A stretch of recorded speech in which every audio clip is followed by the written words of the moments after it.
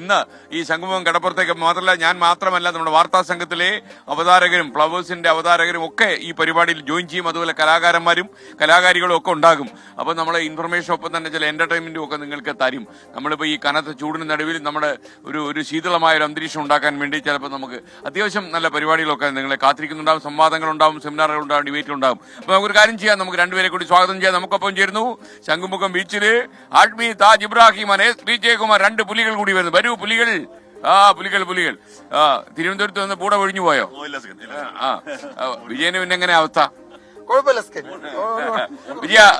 വിജയന് ഒരു തിരുവനന്തപുരം നഗരം അത്ര അറിയാവുന്ന ഒരാളാണോ? അറിയാം. ഞാൻ ജോലി ചെയ്തിട്ട് ഇങ്ങനെ സ്ഥിരമായി ഒരു ജോലി ചെയ്തിട്ടില്ല ഇവിടെ, പക്ഷെ ഇടയ്ക്കിടയ്ക്ക് വരാറുണ്ട്. PSC ഓഫീസിൽ പോകാൻ വന്നു. PSC ഓഫീസിൽ എന്നാലും നമ്മുടെ ഒരു പ്രിയപ്പെട്ട നഗരങ്ങളിൽ ഒന്നാ. ഓക്കെ ആഷ്മി, അപ്പൊ ആഷ്മിക്ക് ഈ നഗരം വളരെ പ്രിയപ്പെട്ടതാണെന്ന് എനിക്കറിയാം. ഒരുപാട് കാലം ജോലി ചെയ്തു അല്ലേ? പിന്നെ പോയിട്ടില്ല. അത് ഈ തിരുവനന്തപുരത്തെ ഒരു പ്രത്യേകത എന്താണെന്നറിയാമോ? ഇവിടെ വന്നവരാരും പോകത്തില്ല. പക്ഷേ അതേസമയം ഈ വന്നവരെല്ലാം കുറ്റം പറഞ്ഞുകൊണ്ടിരിക്കുകയും ചെയ്യും. എന്ത് തിരുവനന്തപുരം, എന്തൊരെണ്ണ എന്ന് ചോദിച്ചുകൊണ്ടിരിക്കും. അപ്പൊ എന്തൊരെണ്ണ ഇത് എന്ന് ചോദിക്കാം. മാത്രമല്ല, നമ്മൾ ഈ ഇവിടെ ഇത്രയും ആളുകൾ ഇങ്ങോട്ട് കയറിയിട്ടുണ്ടെന്ന് അറിയുന്നത് എപ്പോഴാണെന്നറിയാം? ഓണം വരുമ്പോഴാ. ഒരൊറ്റ പോക്കാ നാട്ടിലേക്ക് ആൾക്കാർ. ഓക്കെ, അപ്പൊ ആഷ്മി, നമ്മൾ ഇന്നത്തെ പരിപാടി എങ്ങനെയൊക്കെയാ? അതെ. അല്ല, എനിക്ക് ഏറ്റവും സന്തോഷം പറഞ്ഞ കാര്യം നമ്മുടെ അമ്മമാരുടെ സാന്നിധ്യമായിരുന്നു. കാര്യം അവരുടെ കണ്ണുനീരെന്ന് പറഞ്ഞാലേ നമുക്കത് താങ്ങാൻ പറ്റത്തില്ല. ആരുടെ കണ്ണുനീര് നമുക്ക് താങ്ങാൻ പറ്റത്തില്ല, അമ്മമാരുടെ പ്രത്യേകിച്ചും. ലേശം നടക്കുന്നുണ്ട്, കുഴപ്പമുണ്ടോ? കാലിന് പ്രശ്നമൊന്നുമില്ലല്ലോ. അപ്പൊ ആ തീ നമ്മുടെ സമൂഹത്തിലേക്ക് പാർത്തതാണ് സ്കെയിൻ. അപ്പൊ അത് നമ്മൾ ഇന്നലെ എന്താണ് നമ്മൾ പ്രശ്നം. അപ്പൊ നമ്മൾ ആ പ്രതീകാത്മകമായി ആ ദീപം നമ്മൾ സമൂഹത്തിലേക്ക് പാർത്തുകയായിരുന്നു സ്കെയിൻ ഇന്നലെ. അതിനുശേഷം നമ്മൾ അത് അങ്ങോട്ടേക്ക് നാടിന്റെ മുക്കിലും മൂലയിലും നടന്ന് നമ്മൾ ഇതിനെപ്പറ്റി പറഞ്ഞുകൊണ്ടിരിക്കുകയാണ്. നമ്മൾ സംവാദങ്ങൾ നടത്താൻ പോവാണ്. നമ്മൾ വളരെ ക്രിയേറ്റീവായി എന്തെങ്കിലുമൊക്കെ ചെയ്യാൻ പറ്റുമോ, കേരളത്തിന് വേണ്ടി ഒരു ലഹരി വിരുദ്ധ മാനിഫെസ്റ്റോ തയ്യാറാക്കാൻ പറ്റുമോ എന്ന് നമ്മൾ ശ്രമിക്കുകയാണ്. എനിക്ക് തോന്നുന്നറിയാമോ വിജയ, നമ്മുടെ ഒരു നിശ്ചയദാർഢ്യം ഇതിനകത്തുണ്ട്. മാത്രമല്ല, ജനങ്ങൾ നമ്മോടൊപ്പം ഉണ്ട്, സർക്കാരുണ്ട്, പ്രതിപക്ഷമുണ്ട്, രാഷ്ട്രീയ കക്ഷികളൊക്കെ ഉണ്ട്, സന്നദ്ധ സംഘടനകളുണ്ട്. ഇതിനകത്ത് രാഷ്ട്രീയമൊന്നുമില്ലല്ലോ, ജാതി മതം ഒന്നുമില്ലല്ലോ. അപ്പൊ നമുക്ക് ഒറ്റ ആഗ്രഹമുള്ളൂ, നമ്മുടെ പുതിയ തലമുറ ഇതിൽ രക്ഷപ്പെടുത്തണം. പക്ഷെ നമ്മൾ അതേസമയം ഇന്നലെ ഒരു സുഹൃത്ത് എന്നോട് പറയായിരുന്നു, നമ്മൾ ഒരിക്കലും ഒരു ഇംപ്രഷൻ ക്രിയേറ്റ് ചെയ്യരുത്. നമ്മളുടെ കുട്ടികളെല്ലാം ഒരിക്കലും അല്ല കേട്ടോ, നമ്മുടെ ഒരു വലിയ ചെറിയൊരു ശതമാനം.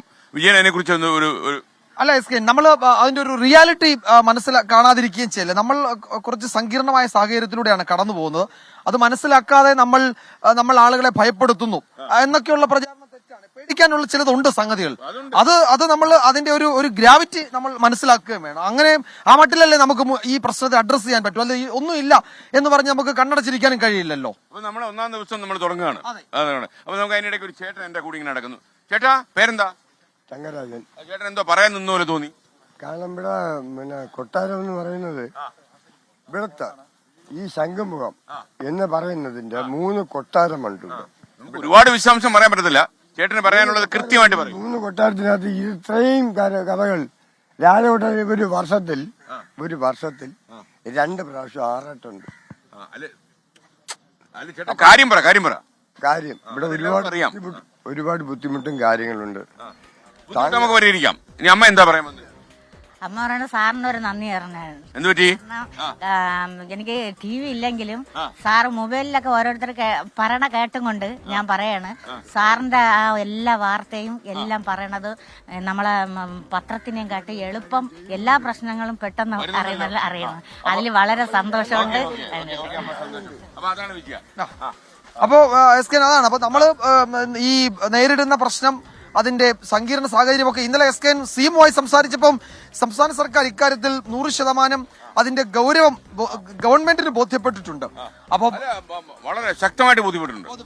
അപ്പൊ അതിനനുസരിച്ചുള്ള നടപടികൾ ഉണ്ടാകുമെന്ന് മുഖ്യമന്ത്രി ഉറപ്പ് നൽകിയിട്ടുണ്ട്. അതിന് വേണ്ടുന്ന തരത്തിൽ മാധ്യമ ജാഗ്രത, പൊതുജനങ്ങളുടെ ജാഗ്രത, രാഷ്ട്രീയ കക്ഷി ഭേദമന്യേ മുഴുവൻ ആളുകളുടെയും ഒത്തൊരുമ, അതാണല്ലോ നമ്മൾ ഈ യാത്രയിലൂടെയും ഉദ്ദേശിക്കുന്നത്. അല്ല തീർച്ചയായിട്ടും. മാത്രമല്ല നമ്മള് ഒരു ശതമാനമെങ്കിലും ആളുകൾ, കുട്ടികളും അതുപോലെ മുതിർന്നവരും ഒക്കെ തന്നെ ഈ MDMA പോലുള്ള മാരക വിപത്തിൽ പെട്ടുപോയിട്ടുണ്ട്. അതിൽ വളരെ പ്രശസ്തരായ ആളുകളുണ്ട് എന്നതുകൂടി നമ്മളെ അലോസരപ്പെടുന്നത്. അതേസമയം നമ്മൾ മനസ്സിലാക്കേണ്ട ഒരു കാര്യം, കേരളത്തിലെ പോലീസ് സേന സുസജ്ജമാണ്, അതിശക്തമാണ്. നമ്മുടെ പോലീസ് സേനയ്ക്ക് സ്വാതന്ത്ര്യം കൊടുത്തിട്ടുണ്ടെന്നാണ് മുഖ്യമന്ത്രി ഇന്നലെ ആ അഭിമുഖത്തിൽ പറഞ്ഞത്. സ്വകാര്യമായിട്ടും അദ്ദേഹം അത് പറഞ്ഞു. അവർക്ക് അവരുടെ ഈ ക്രമസമാധാനം നടപ്പിലാക്കാനുള്ള അവരുടെ ശ്രമത്തിന്റെ കാര്യങ്ങളിൽ ഒരാളും ഇടപെടില്ല. അത്ര സ്വതന്ത്രമായി കേരള പോലീസിൽ പ്രവർത്തിക്കാം. അങ്ങനെ പോലീസ് പ്രവർത്തിക്കുന്നുവെങ്കിൽ 6 മാസത്തിനകം ഈ പ്രശ്നങ്ങൾ പരിഹരിക്കാൻ കഴിയുമെന്ന് മാത്രമല്ല, നമുക്ക് ഏറ്റവും ശക്തരായ പോലീസുകാരുണ്ട്. മാത്രമല്ല, ഒരു ഉന്നതനായ സംസ്ഥാന പോലീസ് ഹെഡ് ക്വാർട്ടേഴ്സിൽ ജോലി ചെയ്യുന്ന ഒരു വളരെ സീനിയറായ ഒരു പോലീസ് ഓഫീസറുടെ നിരീക്ഷണത്തിൽ കാര്യമായ നടപടികൾ ഇപ്പോൾ നടക്കുന്നുണ്ട്. പോലീസ് സേനയിൽ നമുക്ക് വിശ്വാസമുണ്ട്. നല്ല സൂപ്പർ കക്ഷികൾ അതിനകത്തുണ്ട്. മാത്രമല്ല അവരുടെ ട്രാക്ക് റെക്കോർഡ് പരിശോധിക്കുമ്പോൾ, ഈ പോലീസ് ഉദ്യോഗസ്ഥന്റെ ട്രാക്ക് റെക്കോർഡ് പരിശോധിച്ചാൽ, ഒരു നഗരത്തിൽ ഇങ്ങനെയുള്ള ചില പ്രവണതകൾ കണ്ടപ്പോൾ അതിനെ ഉരുക്കുമുഷ്ടി ഉപയോഗിച്ച് തകർത്തെറിഞ്ഞ പരിചയം ഈ പോലീസ് ഓഫീസർക്കുണ്ട്. അതുകൊണ്ട് നമ്മളവരിൽ പ്രതീക്ഷിക്കുക. അതോടൊപ്പം ഇത് പോലീസിന്റെ മാത്രം പണിയാണ്. ഒരു പോലീസിംഗ് കൊണ്ട് ഇതെല്ലാം പരിഹരിക്കുമെന്ന് ഒരിക്കലും നിങ്ങൾ ആലോചിച്ച് കളയരുത്. വീട്ടിൽ നിന്ന് തുടങ്ങണമെന്ന് ചിലരൊക്കെ നമ്മളെ ഇന്നലെ ടാഗോർ തീരിൽ നടന്ന യോഗത്തിൽ പറഞ്ഞു.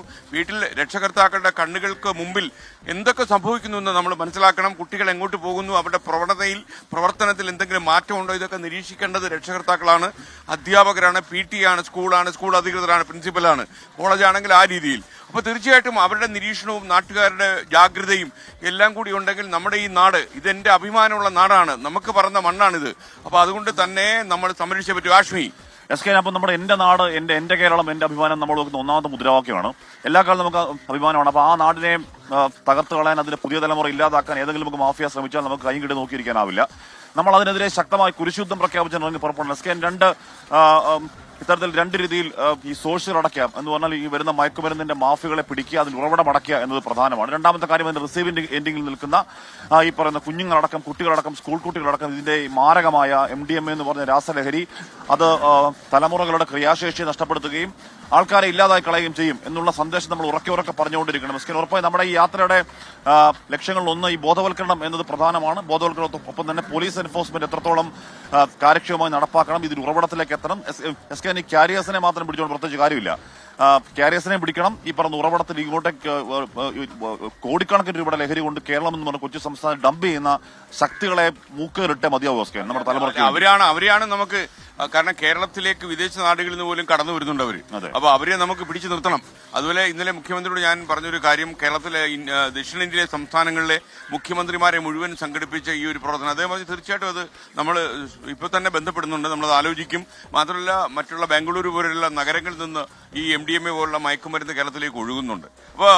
അപ്പൊ പ്രിയപ്പെട്ടവരെ, നമുക്ക് വാർത്തകൾ എടുക്കാതെ നമ്മൾ പോകില്ല, വാർത്തകൾ ഉണ്ടാവും. മാത്രമല്ല, ഇന്ന് മുതൽ നമ്മൾ മറ്റൊരു പരിഷ്കാരം കൂടി നടത്തുന്നുണ്ട്. ഓരോ അരമണിക്കൂറിലും ഒരു 45 മിനിറ്റ് ചേരുന്ന സമയത്ത് നിങ്ങൾക്ക് ഹെഡ്ലൈൻസ് ചേർത്ത് സ്റ്റുഡിയോയിൽ നിന്ന് തന്നെ പ്രസന്റ് ചെയ്യും. എന്നുവെച്ചാൽ ഒരു വാർത്തയും മിസ് ചെയ്യാൻ നമ്മൾ അനുവദിക്കില്ല. അപ്പോൾ വാർത്തകൾ ഉണ്ടാകും.